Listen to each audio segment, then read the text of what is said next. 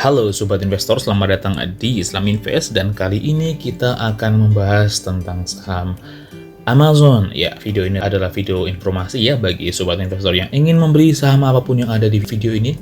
Silahkan untuk melakukan penelitian lebih lanjut. Ya, Amazon ini adalah sebuah perusahaan yang fokus utamanya itu adalah marketplace ya. Kayak di Indonesia kayak ada Shopee, ada Tokopedia.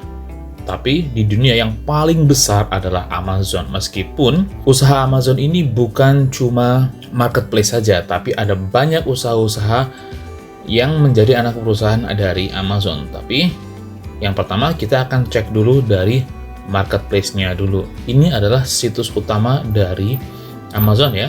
Kelihatannya seperti marketplace yang biasa saja seperti kebanyakan, tapi dia lebih rapi dan terkesan simple ya, nggak terlalu banyak promo yang ada di sini, tapi hampir semua barang ada. Coba kita cek salah satunya aja. Ini ada komputer dan aksesoris. Coba kita buka apa yang ditawarkan. Ada banyak. Ini ada komputer dan tablet. Coba kita buka. Contohnya ini ada Acer Aspire 5 Slim Laptop. Coba kita buka ya. Ini kita juga bisa melakukan zoom di gambar yang disediakan. Cukup bagus ya. Nah, surprisingly Sobat Investor, kita juga bisa membeli langsung dari Amazon. Ini ada bagian di sini deliver to Indonesia. Jadi Amazon ini juga bisa mengirim langsung ke Indonesia ya, tentu saja dengan biaya kirim dan biaya impor yang tentunya tidak murah ya. Di sini juga ternyata bisa langsung diperlihatkan biaya impornya. Ini harga laptopnya sendiri adalah $364,99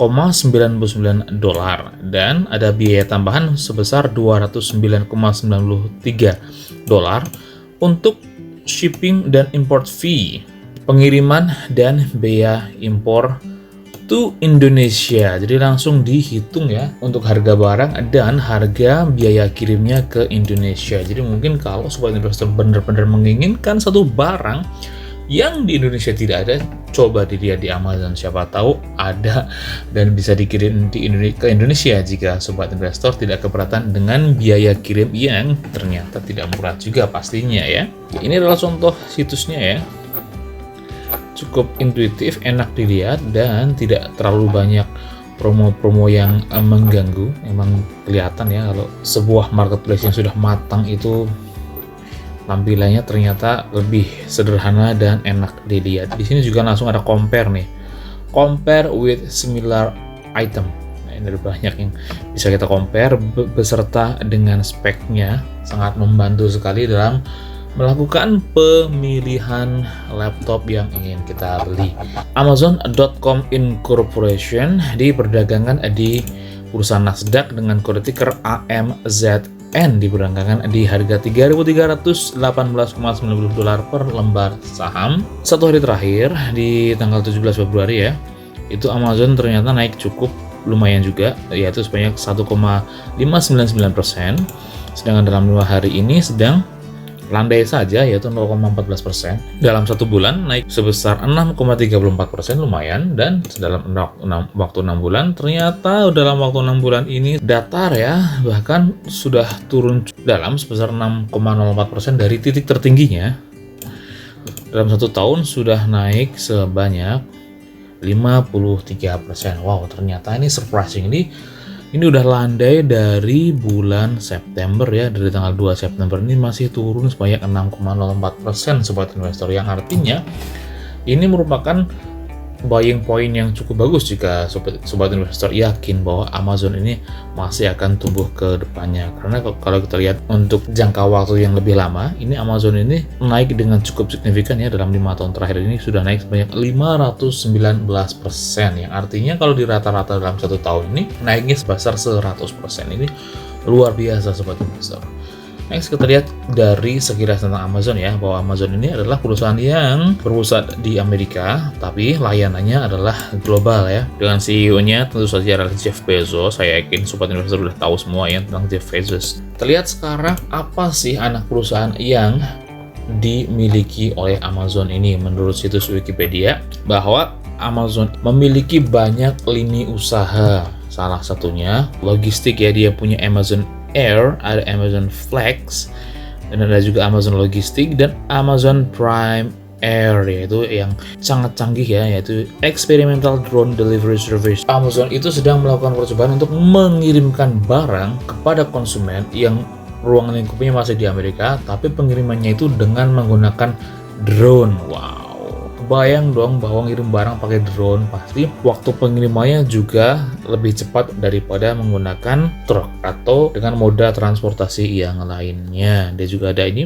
Amazon Logistik, Amazon Freight, dan Amazon Air, itu semua adalah perusahaan-perusahaan logistik yang dimiliki oleh Amazon. Sedangkan untuk produk dan servisnya itu juga Amazon memiliki banyak ya, contohnya Amazon Fresh, dan juga ada Amazon Prime, ada Amazon Web Services. Ini adalah salah satu lini usaha Amazon yang paling menguntungkan untuk Amazon saat ini. Ada Alexa, yaitu AI ya, Artificial Intelligence, pesaing dari Google Voice dan juga Siri.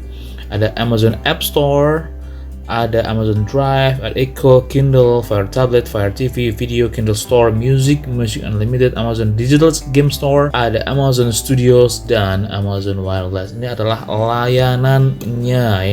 Ini juga belum semua, tapi yang beberapa yang paling besar adalah ini. Sedangkan perusahaan-perusahaan yang menjadi anak perusahaan Amazon juga ternyata tidak sedikit ya. Coba kita bacakan lagi. Dia ada A9.com, ada Amazon Maritime, yang dia memiliki kapal ya, NVOCC, Non-Vessel Operating Command Carrier. Jadi ada forwarder juga ternyata. Selain menjual barang juga Amazon memiliki jasa pelayaran dan jasa forwarding juga. Ini juga Annapurna Labs, ada Audible.com, mungkin sobat investor sering dengar Audible.com.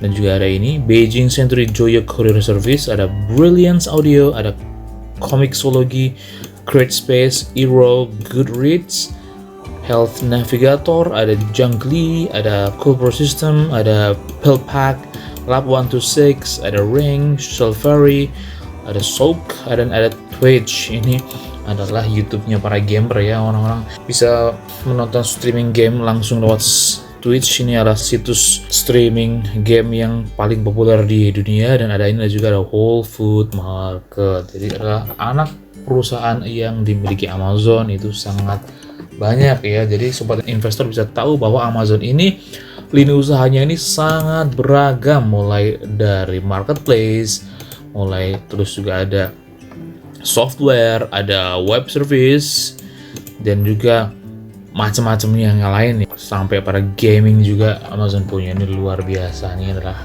pantas saja bahwa Amazon itu adalah salah satu perusahaan yang market capitalnya terbesar di dunia. Kita lihat dari pendapatannya. Saya lihat di situs Macro Trend ya, dan ini yang luar biasa sobat investor. Jadi market capital Amazon sendiri itu untuk sekarang itu udah cukup tinggi ya, yaitu sampai 1,6 triliun dolar Amerika. Tapi meskipun market capitalnya itu sudah tinggi sampai 1,6 triliun ya, segera catatan Apple itu market capitalnya itu sekitar 2 triliun. Jadi ini adalah perusahaan yang sangat besar yang hampir menyamai Apple. Tapi perbedaannya, kalau Apple, kalau kita lihat itu peningkatan revenue-nya itu di sekitar 10%. Nih kita lihat. Peningkatan pendapatan dari Apple yang terakhir di kuartal keempat tahun 2020 itu tumbuh sebesar 21%. Cukup tinggi sebenarnya, tapi kalau kita bandingkan dengan Amazon, di kuartal keempat tahun 2020 pertumbuhannya sebesar 43%. Apple tumbuh sebesar 21%, sedangkan Amazon di kuartal keempat tahun 2020 itu tumbuh sebanyak 43,59% year on year-nya, yang artinya pertumbuhan Amazon ini jauh lebih tinggi dari Apple. Dan kalau tren ini berlanjut, bukan tidak mungkin bahwa dalam 1 atau 2 tahun ke depan market capital dari Amazon ini akan bisa mengalahkan Apple ya. Apalagi dengan trennya ini, hebatnya Amazon nih sobat investor, dari tahun 2005, dari tahun 2005, 15 tahun yang lalu sobat investor, sampai sekarang itu Amazon itu pendapatan year on year kuartalnya itu selalu lebih tinggi dari tahun sebelumnya, selalu meningkat, tidak pernah sekalipun lebih rendah dari kuartal yang sama tahun sebelumnya. Kita lihat dengan Apple ya. Apple ini beberapa kali udah lebih rendah ya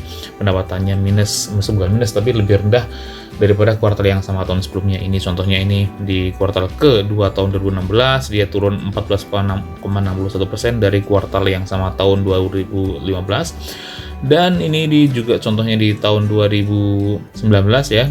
Kuartal pertama itu turun 5,11% daripada kuartal yang sama tahun sebelumnya. Tapi Amazon itu tidak pernah sama sekali, artinya terus meningkat, dan peningkatannya juga bukannya sedikit sobat investor ya, tapi sangat tinggi untuk ukuran perusahaan dengan market capital sampai 1,6 triliun dan bisa tumbuh sampai 43,59% itu luar biasa. Makanya Amazon ini adalah salah satu perusahaan yang sudah ada di portofolio saya ya, sekedar informasi, dan masih akan saya hold untuk jangka waktu yang lama karena sampai sekarang Amazon ini belum ada tanda-tanda untuk melambat pertumbuhannya ya, bukannya melambat tapi malah semakin pesat pertumbuhannya ini sobat investor. Kita lihat dari tahun 2020 saja ya, kita bacakan nih. Di kuartal pertama tahun 2020 itu naik sebesar 26,39%, lebih tinggi dari kuartal yang sama tahun sebelumnya. Sedangkan di kuartal kedua itu naik sampai 40%, di kuartal ketiga naik sampai 37%, dan di kuartal keempat naik sampai 43,59%. Itu luar biasa. Next kita lihat dari fundamentalnya menurut situs MarketBeat. Debt to equity ratio dari Amazon itu surprisingly sangat sedikit, hanya 0,4, yang artinya hutangnya itu sangat sehat ya. Dan current ratio-nya juga bagus, yaitu 1,11, yang artinya Amazon ini cukup mampu untuk membayar semua hutang jangka pendeknya. Nah ini price to earning ratio-nya itu sekarang di angka 96,98 ya menurut situs MarketBeat. Itu tidak terlalu bagus kalau kita lihat dari sudut pandang value investor, tapi karena saya adalah growth investor, fokus utamanya adalah di histori pendapatan ya. Jadi selama pendapatannya masih tumbuh sangat sehat, maka bagi saya nggak masalah. Tapi kalau kita lihat dari sudut pandang value investor, saya yakin bahwa trading PE ratio ini sudah sangat tinggi ya, sampai 96,98%. Tapi ya menurut saya tidak masalah, karena memang Amazon ini belum fokus kepada laba sobat investor. Fokusnya adalah masih di revenue atau pendapatan, dan hampir semua pendapatan Amazon akan dipergunakan lagi untuk membesarkan perusahaan, yang artinya mereka labanya juga sangat minim karena semua pendapatannya langsung diinvestasikan kembali. Jadi wajar saja kalau tidak kita lihat secara price earning masih sangat tinggi. Next, sales and book value ya, kita lihat nih.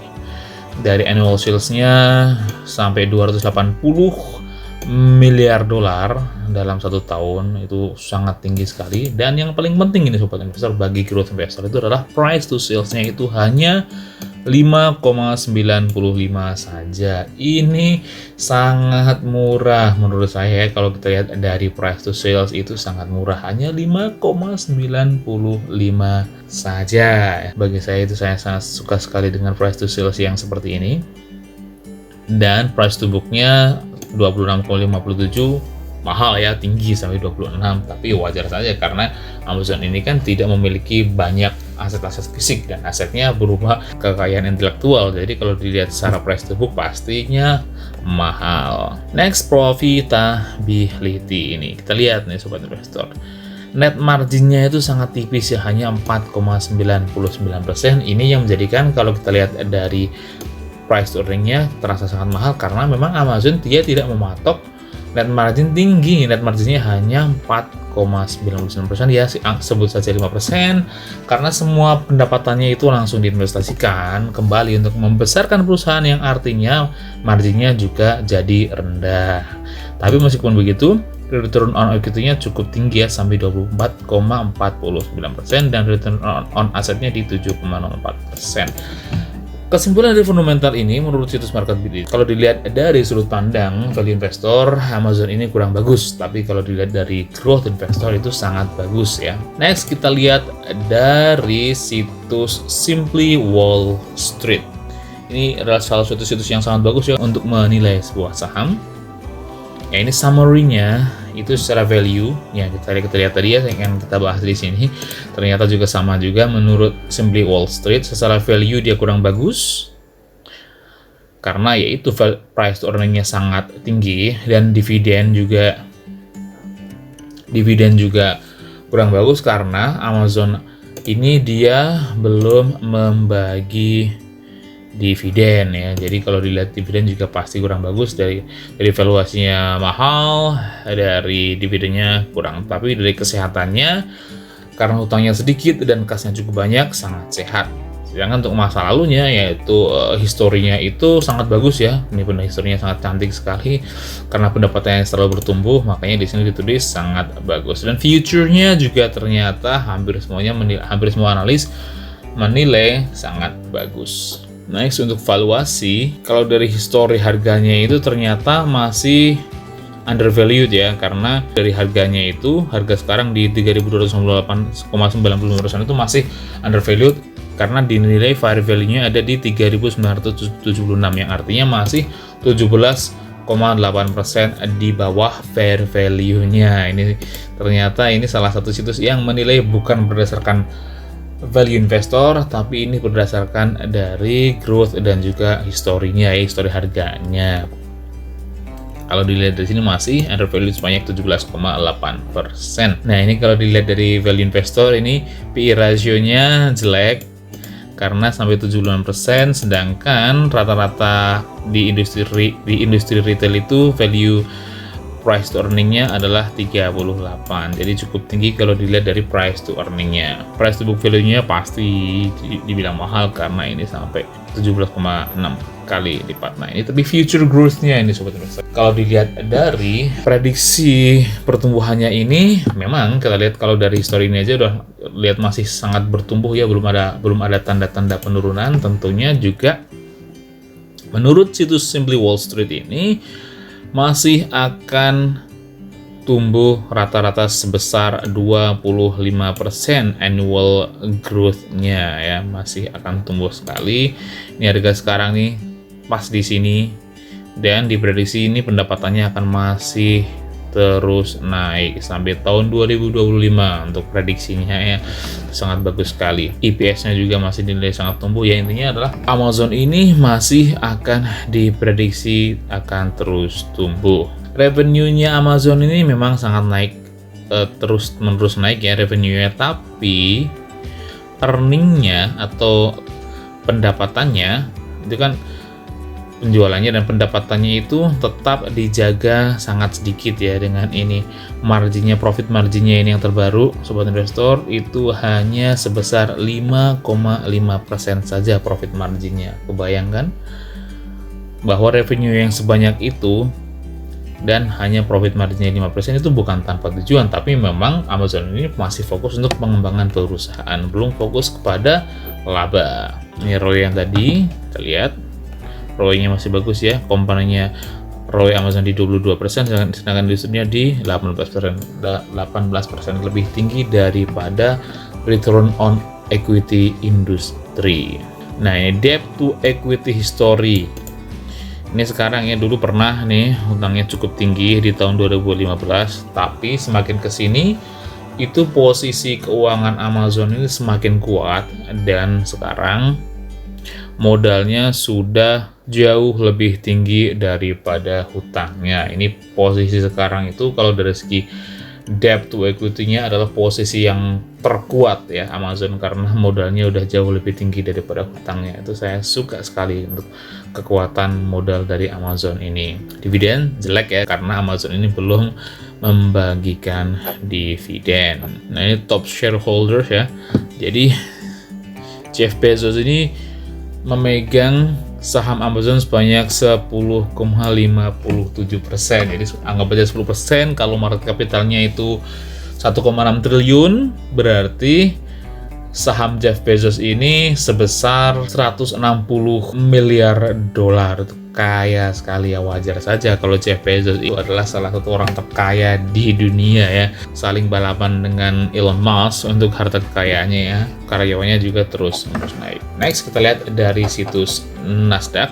Untuk dividen historinya, dia Amazon belum membagikan dividen, dan untuk analis research-nya itu Amazon sekarang posisinya di strong buy. Jadi untuk Analis ratingnya menurut situs Nasdaq adalah strong buy. Kesimpulannya gimana? Kalau menurut saya sebagai growth investor, saya sangat bullish sekali. Saya sangat berminat sekali, dan memang Amazon adalah salah satu emiten yang sudah saya koleksi sahamnya dan tetap akan saya hold untuk jangka waktu yang lama, karena prospek menurut growth investor sendiri dari growth investing sangat cerah Amazon ini ya, meskipun market capitalnya sudah 1,6 triliun.